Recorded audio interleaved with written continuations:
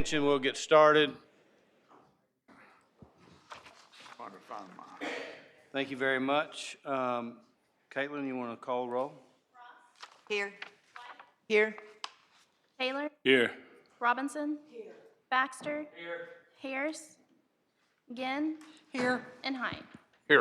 A Present. quorum is present. Thank you very much. I invite you to rise for the prayer and pledge to be presented by Council Member Baxter. Heavenly Father, Lord, we just thank you for this day that you bestow upon us, Lord. We're just so thankful, number one, that we live in a nation, Lord, where we can just gather and conduct the business of our city with oversight by the citizens. Lord, we just ask that you would bless the school year that begins tomorrow, Lord. We just ask that you would provide safety to our children, to our students, Lord, and to our teachers as well. Lord, we just ask that you be with us as we conduct these proceedings, Lord. Just give us the wisdom that you'd have us to have. Forgive us where we fail you. For us these things in Jesus' name. Amen. Amen. I pledge allegiance to the flag of the United States of America and to the republic for which it stands, one nation, under God, indivisible, with liberty and justice for all. So moved. Second. On the motion. Ross? Yes. White? Yes. Taylor? Yes. Robinson? Yes. Baxter? Yes. Ginn? Yes. And Height. Yes. Did we leave our mics on tonight, Mayor? We appreciate it if you didn't, but they are the new mics now, and we're still tweaking them.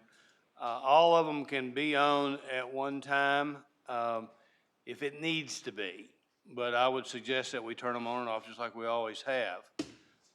What's going to happen is, let's say that Ms. Ross has hers on, and she's talking, and Ms. White has hers on.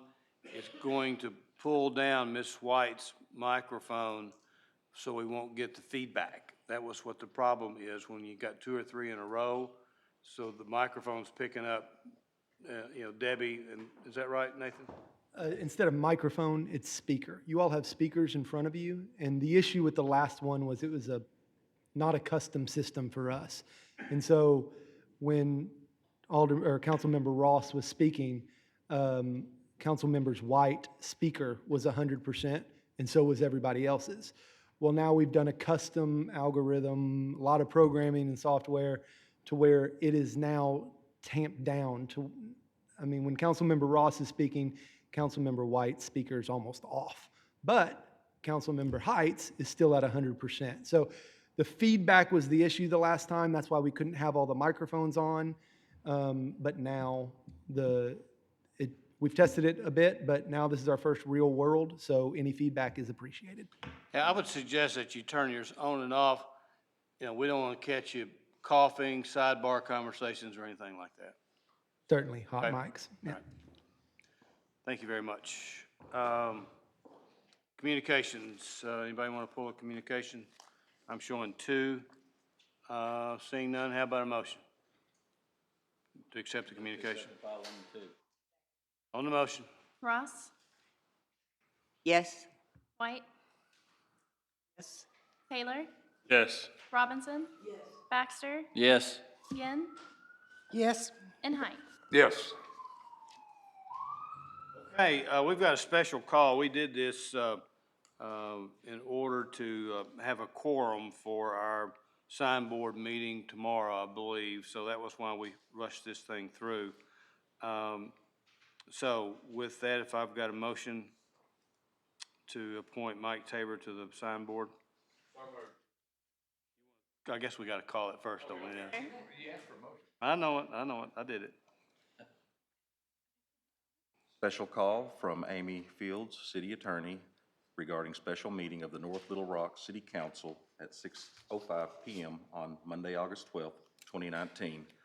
Honorable members of the North Little Rock City Council, the purpose of this email is to advise you that Mayor Smith has called a special meeting of the North Little Rock City Council at 6:05 p.m. on Monday, June 10th, 2019, at City Hall Council Chambers, North Little Rock, Arkansas.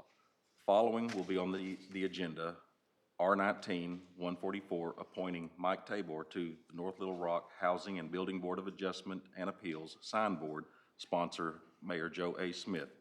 Pursuant to North Little Rock Ordinance number 9079, all members were notified. Okay, now motion. All right. Let's get a second. Let's get a second. All right, now ask. Information sheet you referenced today, do we have that? I emailed it to you. You did? It was attached to the email that I sent to you, so if you open the attachment, it'll be there. Yikes. Okay. You know, this board doesn't meet about 4 times a year, and Mike was really wanting to serve on a committee, and I thought this was a good place for him to start and kind of learn how the system works. We certainly do appreciate him volunteering. So we got a motion and a second. Any questions, comments?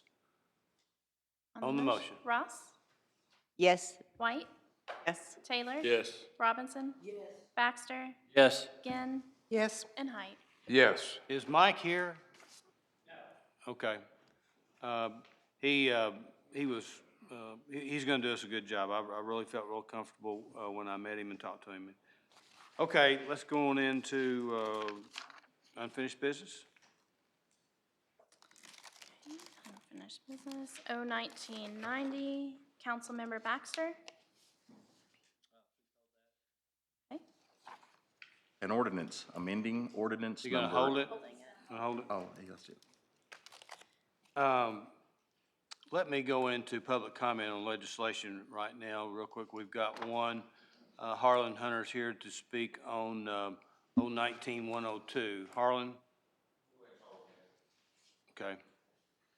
All right, okay, new business. Okay, R19-138, Mayor Smith. Please call it. Resolution accepting grant funds awarded by the Arkansas Historic Preservation Program for the repair of the Park Hill Fire Station number 5. Move for adoption. On the motion. Ross, Yes. White, Taylor, Yes. Robinson. Yes. Baxter. Yes. Ginn, Yes. and Height. Yes. R19-139, Mayor Smith. Please call it. A resolution authorizing the mayor and city clerk to enter into a contract with Black and Veatch, Inc. to provide professional services for the Phase 1 evaluation of geotechnical issues impacting the Dickey Stevens Ballpark. Move for adoption. Question. Could we just have someone kind of come up and give us an idea of what this is going to all involve? Yep. Chris? I think he's over in the other room.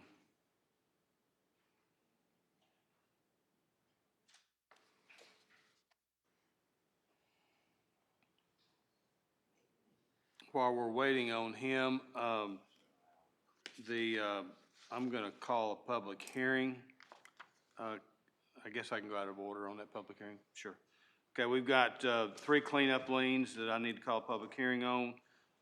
So with that, I'm gonna call a public hearing. Anyone here to speak about a cleanup lien on 207 Mosley, number 10 Rhodes Avenue, and 1921 Moss Street? Anyone here to speak on that? Seeing none, thank you. I'm gonna close that public hearing. Chris, Ms. Ross would like a little bit of an explanation on our Black and Veatch, on what they're gonna be doing and what we anticipate getting for our money, and then FEMA's involvement in this. Okay. To date, what's happened is, we've had some sinkholes show up during the season, and the river's now down. I feel like the ball field's stable right now until the end. We've had some rotation of the outfield retaining walls. So we've had several local consultants looking at this since it was built, starting in 2009 and then back in 2015 and 16. So what Black and Veatch is going to be looking at is, it's really like getting fresh eyes on the problem and seeing what they can do to come up with a solution. Now, hopefully, maybe they're able to keep the groundwater down permanently on whatever they come up with. Plus, they're going to be looking at structurally at the outfield walls to see what we need to do to stabilize them. So this, And I understand this doesn't include any design work, surveys, anything like this. This is just, Don't- you know, I know it says in the contract that it does it, but is it just geotech work that they're doing, or? It is groundwater modeling and, but it is coming up with concept solutions. That's part of it, so I would say it is engineering. It's not final plans, but it's concept plans on what we would be looking at trying to do. So basically an advisor on what could be done, correct? Yeah, I would suspect, based upon the results of the study, it would go into a final design stage.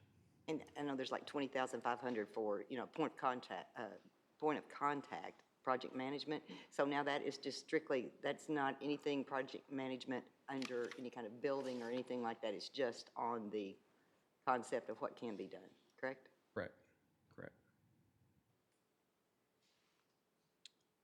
Do we have a motion? We do. On the motion. On the motion, Ross, Yes? White, Yes. Taylor. Yes.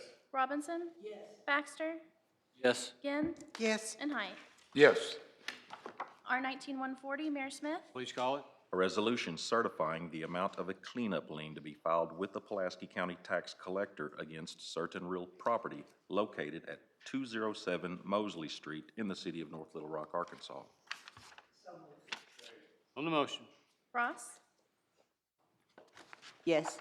White, Yes. Taylor. Yes. Robinson. Yes. Baxter. Yes. Ginn, Yes. and Height. Yes. R 19-141, Mayor Smith. Please call it. A resolution certifying the amount of a cleanup lien to be filed with the Pulaski County Tax Collector against certain real property located at 10 Rhodes Avenue in the city of North Little Rock, Arkansas. On the motion. Ross, Yes? White, Yes. Taylor. Yes. Robinson. Yes. Baxter. Yes. Ginn, Yes. and Height. Yes. R 19-142, Mayor Smith. Please call it. A resolution certifying the amount of a cleanup lien to be filed with the Pulaski County Tax Collector against certain real property located at 1921 Moss Street in the city of North Little Rock, Arkansas. On the motion. Ross, Yes? White, Yes. Taylor. Yes. Robinson. Yes. Baxter. Yes. Ginn, Yes. and Height. Yes. R 19-143, Mayor Smith. Please call it. A resolution approving and certifying amounts of liens to be filed with the Pulaski County Tax Collector against certain real properties in the city of North Little Rock, Arkansas as a result of grass cutting expenses and abatement of other nuisances. How about a motion? Call a public hearing. Anyone here to speak on any of these liens at Pulaski County Tax Collectors regarding grass cutting expenses and abatement of other nuisances? Seeing none, close the public hearing on the motion. Ross, Yes? White, Yes. Taylor. Yes. Robinson. Yes. Baxter. Yes. Ginn, Yes. and Height. Yes. O 19-96, Mayor Smith. Please call it. An ordinance waiving formal bidding requirements and authorizing payment to Harness Roofing, Inc. for the purchase of roof repair services. First reading. Move to suspend the readings. Motion to suspend all readings on the motion. Ross, Yes? White, Yes. Taylor. Yes. Robinson. Yes. Baxter. Yes. Ginn, Yes. and Height. Yes. How about a motion? I have So moved. Second. Move for adoption. a question. Go ahead.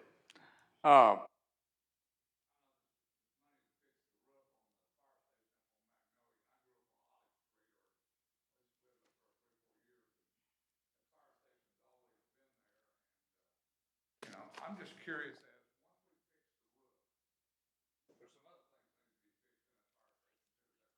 That's correct. It's inhabitable. so it's inhabitable.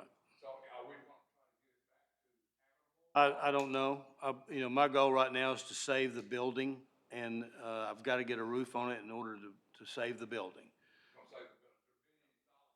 Maybe having something in that building rather than a fire station down There's been some conversation on that, yes. like a library. We haven't got that far. You know, we're just trying to save the building. It's a historical building, and we want to save it. And, you know, if we can occupy it with a rescue unit, that makes sense, then we will. We're also we're gonna build station number 6 that will be capable of keeping, our rescue unit. So we'll never have firemen back in that building, Not in the condition it's in right now. It's gonna take a lot of money to get it ready. no. But I gotta save the building. So Oh, I'm- that's what this is. We're saving the building, then we work through the issues. You know, I'm for saving the building, but I'm also, you know, hoping we can make something useful out of that building in the future too, rather Yeah, than just we won't sit let there it- and deteriorate. We won't let that happen. We won't let that happen. On the motion, Ross? On the motion, Ms. Ross, I'm sorry. I just want to say one thing. I know that you're looking at other options for that building, but I will say the Park Hill neighborhood, that was their one thing, is to keep that fire station. So I will do anything we can to keep that as a fire station. I know there's only a rescue truck there, but that rescue truck runs all the time. And it's not only Park Hill, but they can run down to Levy, they run to Lakewood, they're out on the interstate. So they do a great job The there. plan right now is Station 6 is literally 3/4 of a mile away, if that, maybe a half a mile away. So the coverage that we're gonna have on Park Hill will not change. But we gotta make decisions, and those decisions are pretty pricey. And so I'm prepared to move Rescue Unit 5, or Station 5, to Station 6. We have the capability to do that if we choose to do that. We've got to get the roof on first, and then we got to try to figure out how much it's going to cost to get it back like it used to be. But the numbers that I'm hearing are pretty high. I've heard some numbers too on the windows, because it does need new windows also, and then there's some other, features that need replaced. So is there a chance of getting other grants for that, though? Well, Tucker's here, he probably could answer that. those grants that we get from the historic preservation people, they max out around 50,000. And the cost of getting that building inhabitable where firefighters can live in it, I mean, I'm looking at numbers of $750,000, Chief. Yeah.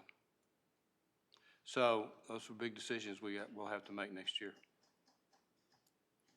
Okay. Where are we? On the motion? On the motion, Ross? Yes? White? Yes. Taylor? Yes. Robinson? Yes. Baxter? Yes. Ginn? Yes. And Height? Yes. On the emergency, Ross? Yes? White? Yes. Taylor? Yes. Robinson? Yes. Baxter? Yes. Ginn? Yes. And Height. Yes. 1997, Mayor Smith? Please call it. An ordinance waiving formal bidding requirements and authorizing payment to Bell Chevrolet for the purchase of 12 2020 Chevrolet Tahoes for the police department. First reading. Suspend all readings. These are actually off the state bid, but our lawyers like to overkill on this to make sure that we're covered both ways. I think that practice started under former city attorney Jason Carter, and our current city attorney has continued it. So these are bid, and they're on the state bid, but we want to make sure we're doing everything right. So got a motion to suspend all readings on the motion. Ross? Yes? White? Yes. Taylor? Yes. Robinson? Yes. Baxter? Yes. Ginn? Yes. And Height. Yes. Question? I'd had some questions on why are we buying a $32,000 Tahoe, and I understand that's not even with it equipped. So, they'll be around 50,000 when they're fully equipped. And I asked Chief Ralston if he would kind of explain tonight and take the heat off of me about why, because you can explain it much better than I can. And why we're buying them now and not equipping them and not getting them equipped till next year. Okay, so when we started preparing our 2020 budget, we were informed that we would not be able to purchase Tahoes in 2020 because they would not be available. They're going to redesign those Tahoes.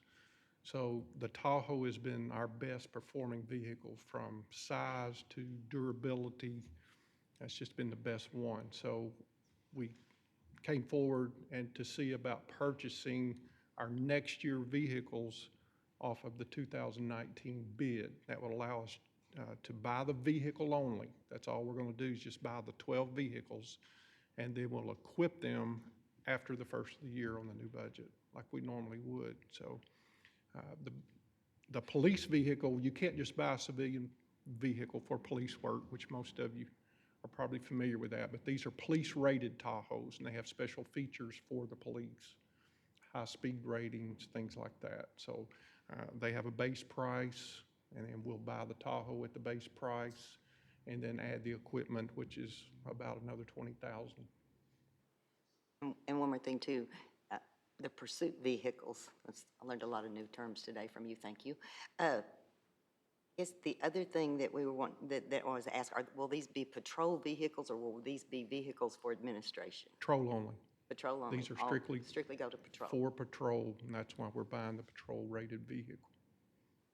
So actually, we're doing a good service for the city buying them early, correct? Correct. We're going to save some money because if we don't buy these, we're going to have to buy probably a Ford utility vehicle, which is $1,500 more than the Tahoe. So, yeah, we're going to save some money by doing this, and it'll actually expedite the vehicles for 2020. Now, these are 2019 Tahoes, not 20s, because they're not going to make a 20. And then the fact that it's been your best performer, so it adds to the cost savings. That's why we really wanted to get the Tahoe from our vehicle maintenance has been a lot better under when we have the Tahoes. And we have a lot more of those than we do any other vehicle now. Thank you. No, you answered it all. On the motion? We need a motion to adopt. So move. Second.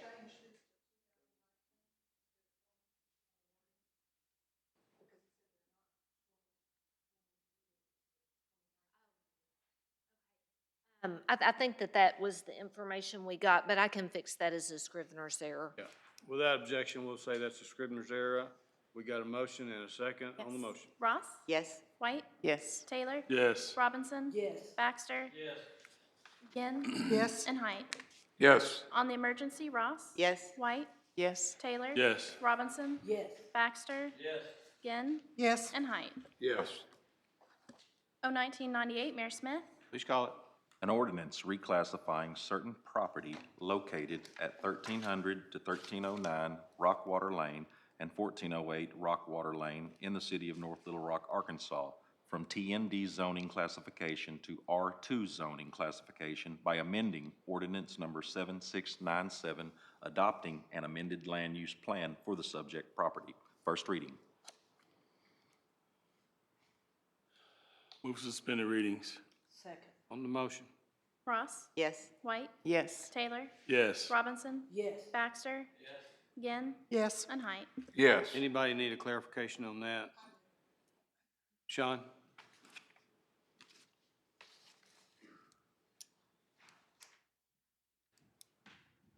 Yes. Well, the big story, and this will cover the last item on the agenda too, where we're rezoning something else from TND. About 12 years ago, we created the TND district, and this area here, there was 40 acres there, was all rezoned to TND. And the way the ordinance is written is you have to have 40 acres to start the TND process. So over the last 12 years, sections have been sold off. So now we don't have 40 acres to really start the program. So we have the section that we're doing right now, owned by Lisa and Jim Jackson. And then the city owns this corner up here, which later on on the agenda we're talking about. And there's two other scraps left of TND that will sometime need to get rezoned to something. We're not there at that point yet. But that's the goal. But right now, this will be the last 6 lots of Rockwater going right there. So it was zoned TND 5 years ago and got slowly rezoned to the R2, what it is now. Any other questions? We need a motion. We need a motion to adopt. So move. On the motion. Ross? Yes. White? Yes. Taylor? Yes. Robinson? Yes. Baxter? Yes. Ginn? Yes. And Height. Yes. On the emergency, Ross? Yes. White? Yes. Taylor? Yes. Robinson? Yes. Baxter? Yes. Ginn? Yes. And Height. Yes. Jim, correct me if I'm wrong, I glanced at your newsletter and you've only got 1 lot on the river left. And you've already pre-sold 2 in the new subdivision. Yeah, that's great. Great news. Y'all are doing a beautiful job. Thank you. O Okay, 1999, Mayor Smith. please call it. An ordinance adopting regulations to govern the construction, installation, maintenance, and removal of small wireless communication facilities in the right-of-way. First reading. Jason's here. If y'all Move to suspend the readings. Second. on the motion to suspend all readings. Ross. Yes. White. Yes. Taylor. Yes. Robinson. Yes. Baxter. Ginn. Yes. And Height. Yes. Counselor, you want to welcome? It's so good to see you. It is wonderful to be at North Little Rock City Council. I just want to say that. I've been around the state lately to visit other city councils as well, but it's always great to come back here and see some friendly faces who Welcome are home. always getting it done. Welcome home. Thank you so much. Give us an executive summary, no PowerPoints. Well, and Amy already barred me from PowerPoints. We spent a couple of days burning through those 50 pages that you've got, and with her and Sean Spencer and Jared Northcutt's here with the electric department. He's the guy who processes these things, and he's just doing a great job. I need to plug Jared a little bit and just say that people around the state are calling him now, those people who have to process these applications and get them through the mill and get advice about how to do it. So a little kudos to Jared back there. But as you know, North Little Rock was leaning forward in the saddle on small cell. We had this ordinance adopted last year. Since we adopted our ordinance, the FCC passed two rules, one in August and one in September of last year, that encroaches on our municipal authority. A lot of that shaped the discussion about the development of Act 999 during the last legislative session. So, where our authority to manage small cells has been reduced, not dramatically so.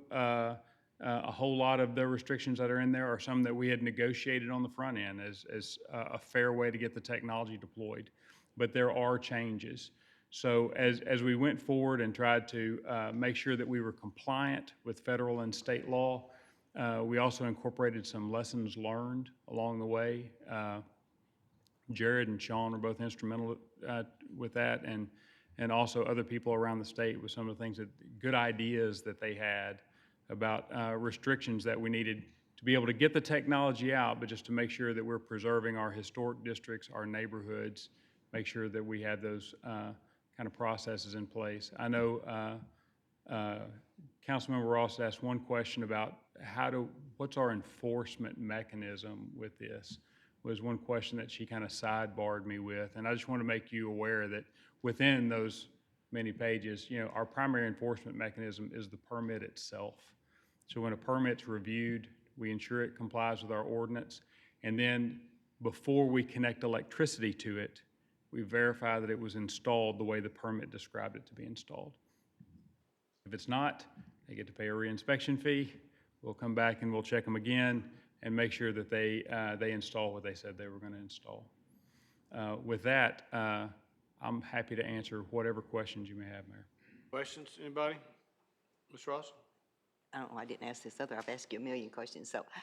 So if they have to replace a pole, correct? And I mean, Yes. it all has to be concealed within the pole, and it's gonna be bigger than a normal pole.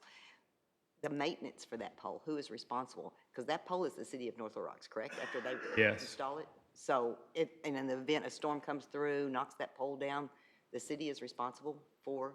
So that's a great question, and it's one that we've kind of worked our way through. What we thought was the best answer last time through was not, because the last time when we'd said custom poles with internal components, also called the fat pole design, right? When they come in with the fat pole design, they're expensive poles that have been customized, and you are correct, they are our property, but they've been customized to house those components.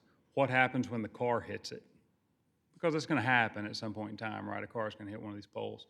So our original approach to that problem was to say, whenever they put these applications in, they're going to provide us a spare for the pole to get it installed. That was not working. That process was not working well. The process that we have under this ordinance is to say, we're going to contact them and say, you have 48 hours to bring us a new pole, a replacement. If that one's been damaged, it has to come down. If they want to reinstall at the same place, they've got 48 hours to bring us another pole. If they don't, we'll put up a regular street light just like it was before, They can still come back and reinstall the fat pole design when they get it there, but all those make-ready costs are going to be theirs. But wouldn't they be responsible for putting up the new pole anyway, because if that pole is removed? If they, as long as they bring us the replacement pole, we'll install it. They'll have to install their components inside of it. Right. But we would install it, if you think about it, I mean, if it was any pole that got hit, we would replace the pole normally. And we'll replace our pole. It's just they're going to have to provide, if they still want that custom pole out there, they want to be able to occupy inside that, they're going to have to provide the pole. Am I answering your question? I thought at one time that there was discussion that if they installed a new pole and they determined that they didn't need that pole, then they were responsible for putting in the exact same pole back, correct? So I'm saying that if it was not done. They could, though, walk away. The main thing that we don't want is, if that pole's there, that's because there was a light on it. That's because it's providing city services, and those are important to us. And we don't want that process to flounder around. They're assuring us that they can get us a custom pole and we can get all this back up and running very quickly. If they can't, we're going to say, well, you're too late. We're going to get our light back up so that we're fully operational. And then whenever they get around to being able to reinstall the big pole and do all that, then fine, they can proceed with that. One other thing, one more thing. Mm-hmm. Now, will they have any kind of markers around these? You know, because I'm so sick of these Q-tip poles that all these fiber optic companies are putting 10 million down JFK and down McCain, and our street department can't even mow because there's so many down there now. So they're not allowed to put like ground-based markers on it. Where you have ground-based equipment, there's a distance requirement. It has to be within 2 and 5 feet of the pole. It has to be far enough away that if we have to move the pole, we can, but not so far away that it turns into a big maintenance issue. So we want it to be, you know, in proximity of the pole where it is for ground-mounted equipment. Any signage that's on it, there will be some signs, some signage posted as you go up the pole, because we want to make sure that anyone working over there is aware that there's a small wireless facility on it. It has cutoffs so that our workers stay at a safe distance from it while it's operating. We can cut off the power and the battery backup to it with the push of a button. And that's all spelled out in the procedures that are used. But there won't be markers all over the streets and the right-of-ways and pointing up saying there's one up there. No. I'm surprised. There will not. I'm There will surprised. not be any of those markers. All right, thanks. Ms. White? At this point, what number of these poles are we going to be expecting in North Little Rock? And That's a great question. And, you know, we were at the History Commission last week and had the same kind of question about, you know, what do we anticipate as far as saturation goes? Over time, I think it could be significant. Now, also over time, they should get smaller and get better, and that's why I think the 10-year permit rule is important. But we know AT&T is going to, you know, they're being aggressive to get coverage out. Verizon is aggressive, you know, deploying coverage in metro areas. As of last week, I believe, Department of Justice withdrew their objection to the merger between Sprint and T-Mobile. So now that barrier has been removed, I would anticipate that unified company is going to move rather quickly to try to get their technology deployed as well. Part of the assurance that they gave to DOJ is that they're going to have 5G technology, 5G speeds to 70% of America by 2025.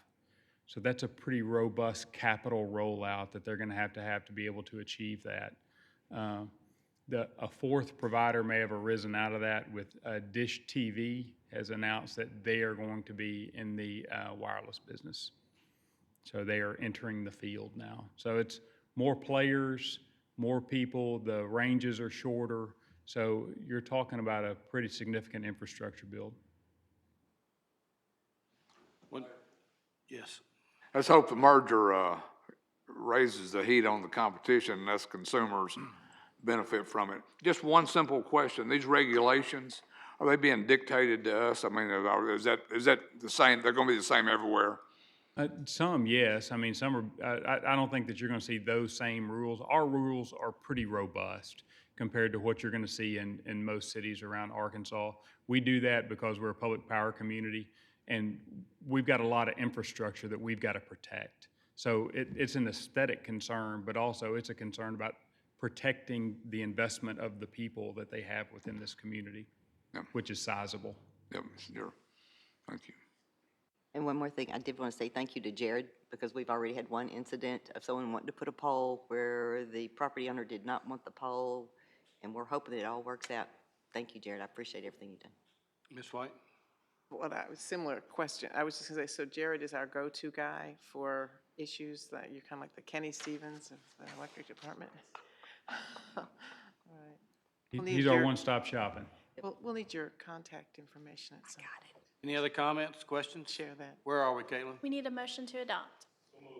Second, On the motion. Ross? yes. White? Yes? Taylor? Yes. Robinson? Yes. Baxter? Yes. Ginn? Yes. And Height. Yes. On the emergency, Ross? Yes. White? Yes? Taylor? Yes. Robinson? Yes. Baxter? Yes. Ginn? Yes. And Height. Yes. 019-100, Councilmember Baxter. An ordinance allowing a special use to allow indoor recreation in an I-1 zone for certain real property located at 8606 Riverwood Drive in the city of North Little Rock, Arkansas. First reading. Move to On the motion to suspend? Ross? Yes. White? Yes. Taylor? Yes. Robinson? Yes. Baxter? Yes. Ginn? Yes. And Height. Yes. We got a motion and a second. On the motion. Ross? Yes. All right, go ahead. I'm sorry. Of indoor recreation, what are we gonna be doing? So.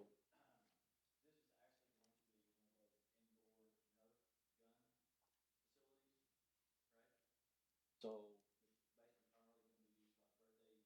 Open in general, right? Obviously, you can reserve it for birthday events, but it's where you load up with all your ammo and you take youngsters or, grandparents or whatever and have a good time, shooting Nerf bullets at each other.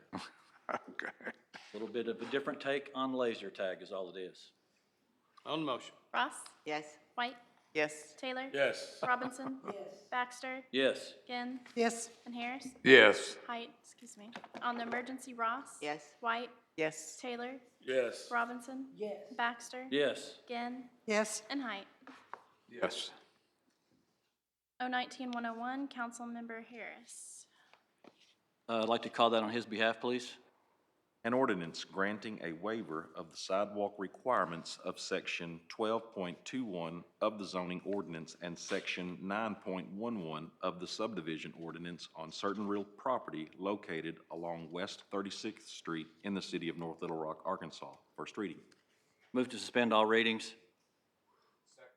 Motion to suspend all readings. Ross? Yes. White? Yes. Taylor? Yes. Robinson? Yes. Baxter? Yes. Ginn? Yes. And Height. Yes. Move for adoption. And let me tell you all real quick, you all had a piece of paper passed around to you. On the scan, on your electronic copies of the ordinance, it didn't have a page 2, so that's the page 2 to the ordinances Do we is need what an you all amendment have. to add that page too? No, it was filed, it just didn't make it through the scanner. Okay. It's actually Okay. in my copies, so it has been filed. Question, Mr. Taylor? Well, we usually don't, look at these sidewalk waivers. Why is this one in particular coming to us? You got an answer for that, Sean? Sean, you got it? The first reason to come before you, the two aldermen had signed it saying that it was okay to waive, but that gives planning commission permission to say yes or no. And in this case, the planning commission said we wanted sidewalks.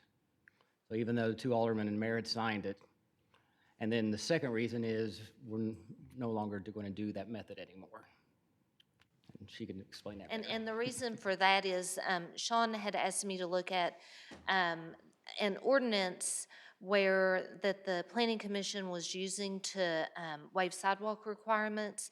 And I looked at it, and I don't remember the exact date it was passed, but it was part of the old zoning ordinance before our current zoning ordinance was passed. So when our current zoning ordinance was passed, it repealed all provisions of the prior zoning ordinance. So they've been proceeding in waiving sidewalks under a repealed ordinance, and so they don't really have the authority to do that, so I've advised them to discontinue doing that. I also had sent Sean had requested a legal opinion. I sent it to him. I think he's provided it to the Planning Commission, and I copied the mayor on it. And while it is a decision for you all, I said that it was my opinion that when a sidewalk is waived, eventually a sidewalk may have to go in there. And the developer has already had that requirement taken off of him. So one thing that you all might consider before you adopted another ordinance like that is having the whole city council consider these things, because it can impose a financial burden on the city in the future when sidewalks have to be constructed, and you all are the governing body, and I think that it would be a better practice. It's not illegal to let the Planning Commission waive it, but because of the financial burden or the potential for it in the future to the city, I think it's a better practice for you all to do it, and that's what I would recommend. Ms. White? Thank you. This area that's in the center of the sidewalk that's to be waived, what is that? They're asking for it to be waived on West 36. So right now, there's one house and one commercial business. There's two houses on there. Is it an area that more houses are expected to be added? They're here to answer that question if you want. Is the area buildable? Is it? Hello, Ms. White. I'm Jason with Hapless Marler. That area out there is declining, and the whole purpose of her replatting this into, she had one person want to buy one of the houses. The other one's a historical house over there that her family's owned for a while, and they don't plan on doing nothing with. But other than that, there's no buildings going in up there. You know, the area's declined majorly out there. There's not really a whole lot of foot traffic on that road. The nearest sidewalks is all the way at the elementary school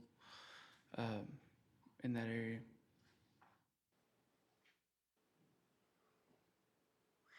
That also happens to be the side of the street that all the utility poles are on, infrastructure on that side. Of 36th is the side that their property consists of. And on that side, there's only two, like I said, two structures. Right. One's the house that she just sold to somebody. It was the reason why we ended up having to plat the whole thing, because it was one big lot. And then the historical house. So what we're talking about waiving the sidewalk on 36th and 37th. I mean, the whole loop. 37th was, That, it's in the map, in the drawing, it's both. It's really just along 36th, the residential side. The north side is commercial. And does the other side of the street have a sidewalk?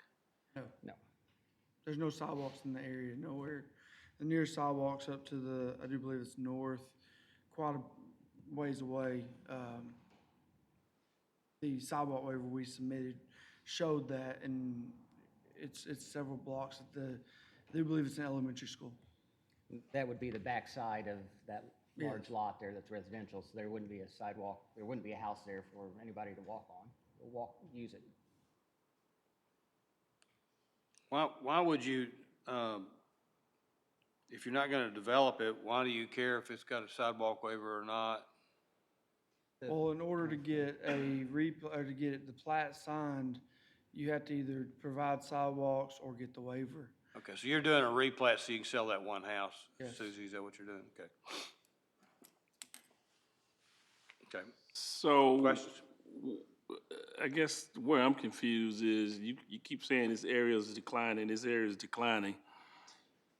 Then we come in and say, okay, we're gonna waive the sidewalks, which would be an improvement. If we waive them, then it's more of a detriment. If it's declining, why would we waive the sidewalks?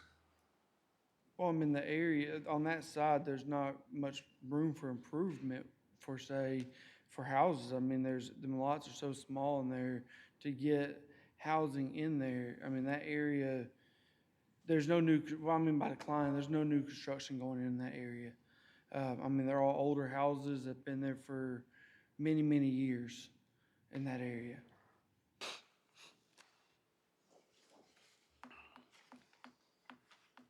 Mr. Baxter? Additionally, Mayor, that there is a stretch right through there that's, it's not flat.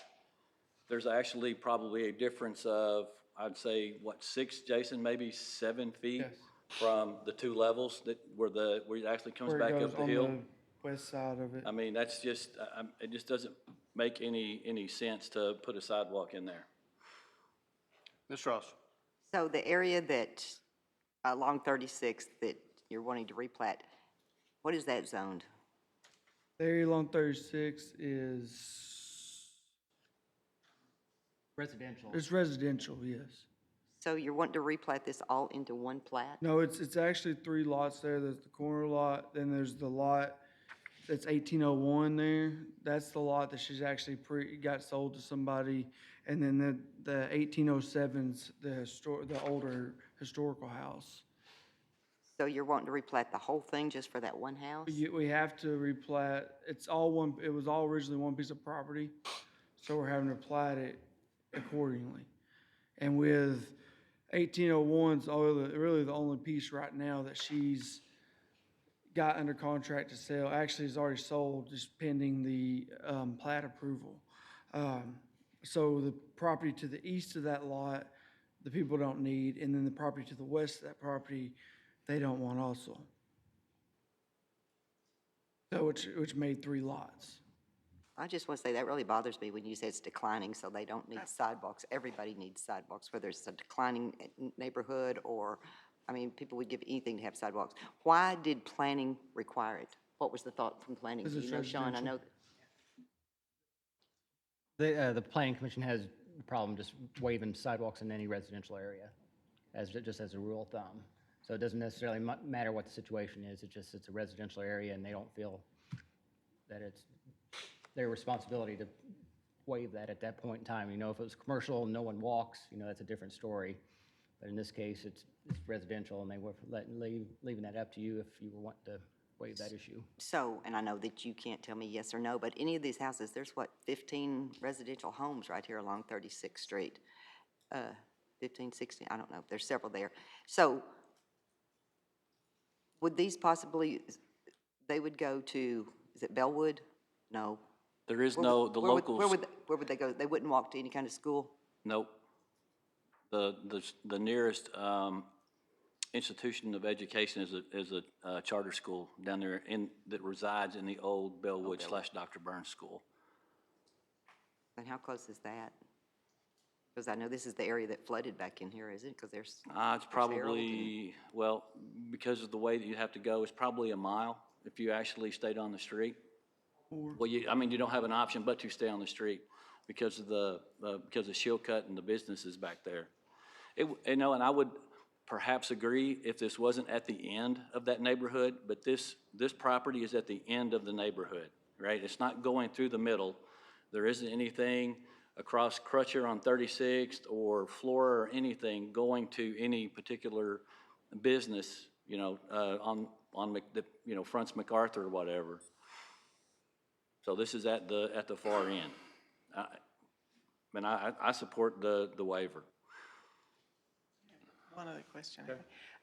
Sean, on the map, once again, the loop, it's like a whole loop that's shown in 37th is included in it. Why is the red loop around the 37th as well? I mean, I don't understand. Is that all going to be waived, 36 and 37? The red, that's showing the property. The one to plat, Right. It just showing, so it's. That's all that is. Normally, you don't have a road on both sides of a property. There's an alley or a backside of another piece of property. So it's, in this case, it just looks odd, what you're seeing there. But if there was a sidewalk, it would be on 36th. Those are all old warehouses down there on that 37th. Right, okay. So there's a front of property and a back of a property, and 37th is the back. And so we wouldn't require a sidewalk on the back of a property. That's fine. It just wasn't clear. Okay.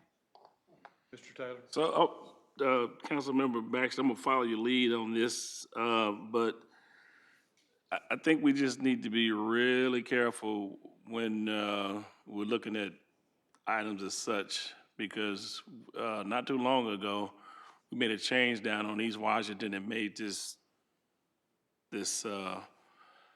extended this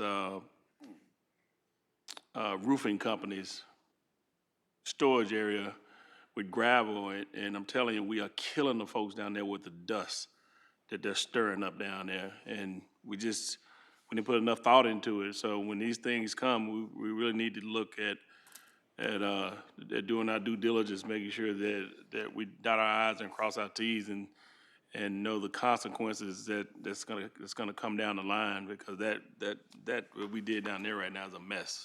So, Ms. Ross? One more thing. So this is zoned residential, correct? And it will stay residential, correct? And then they came back in and asked for a rezoning. So then you would have commercial if they came back and wanted to commercial, because this is other commercial on 37th Street.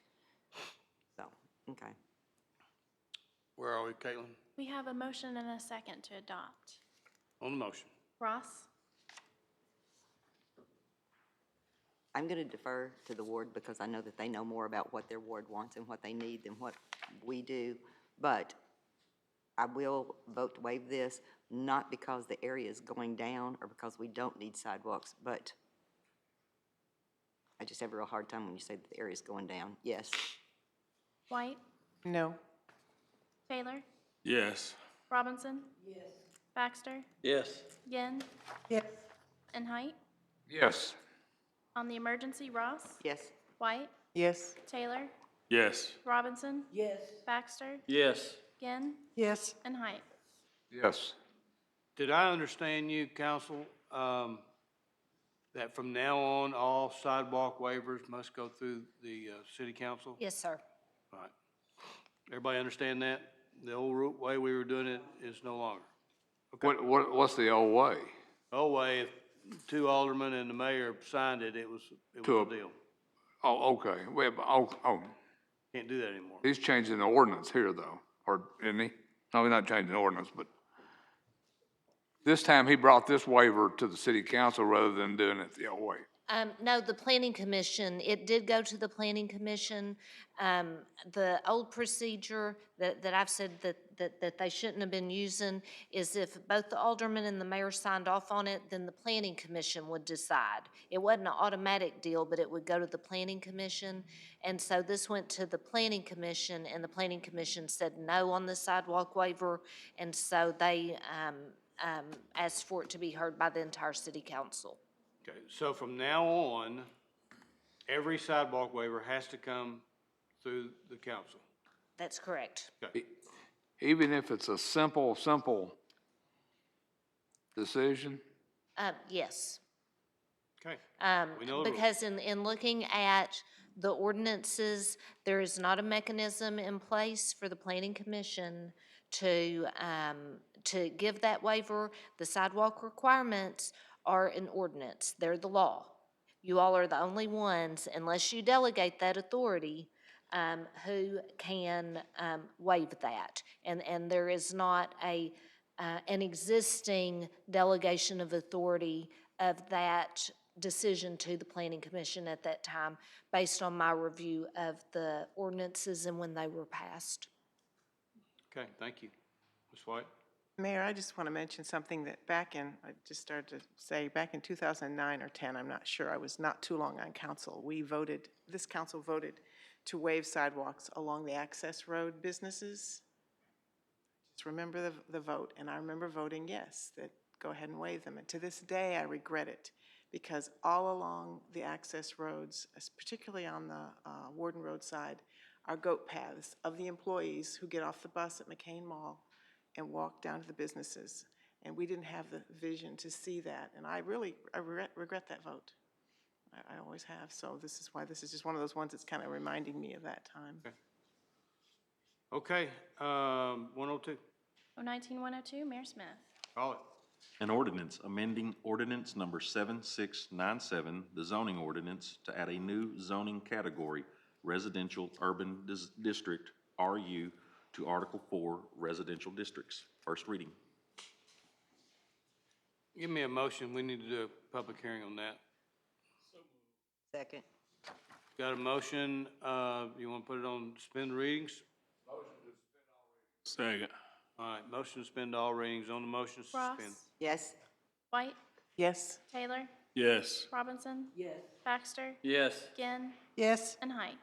Yes. All right, Sean, you want to tell us what we're doing here? Recently, we've had, if you remember, some of the PUDs we've done in the Rockwater area, and we've had to go through all the PUD process to allow a smaller lot.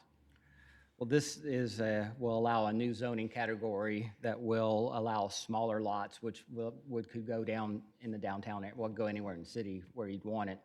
But it's just, it's going to allow a house on a smaller lot, so if it's a retired folks, you know, there's less yard to mow, less upkeep to do, and it could be a whole neighborhood, or it could be a half a block type situations. Basically, what we're doing is we're just kind of redoing the old T and D Yes, stuff that this- we did. So the T and D covered commercial, industrial, and residential. Well, now, if we eliminate the T and D, we'll just take that part, the residential part of it, and that's what you're looking at here for T and D. Ross? So in Dark Hollow, they have a lot of half lots, which are not basically buildable lots right now. So would this allow, this zoning could go into Dark Hollow on Yes. those half lots, and they would be Well, buildable lots? there'll be, you can't do one lot, you'd have to do half a street or something. Half So a it's not street. for infill, you know, because it would look odd to have that one. But if you had two half lots or three, you could work on it to build 4 houses on it possibly. Mr. Baxter? So with the smaller lot size, this is gonna allow for reduction of the minimum square foot house you can put on there, State law already eliminated that. which it just changed